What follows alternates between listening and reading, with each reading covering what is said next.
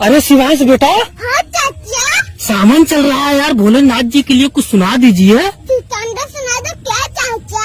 सुटांडो तो आपको आता ही नहीं है। आवत है चाचा हमें। आता है हाँ तो सुना दीजिए, जितने भोलेनाथ के भक्त होंगे ना हाँ। आज खुश हो जाएंगे और भोलेनाथ जी भी खुश हो जाएंगे।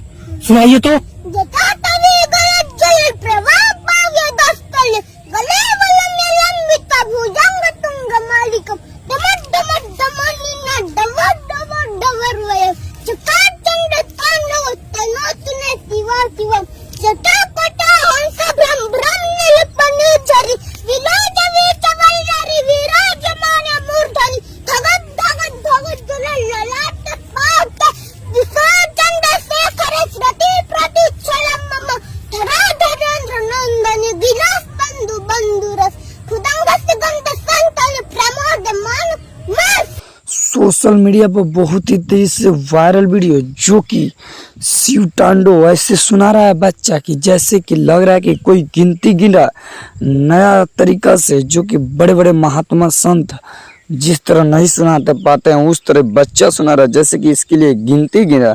अब बहुत ही तेजी से काफी वीडियो पहले भी इस लड़का का बहुत ज्यादा वायरल हुआ है।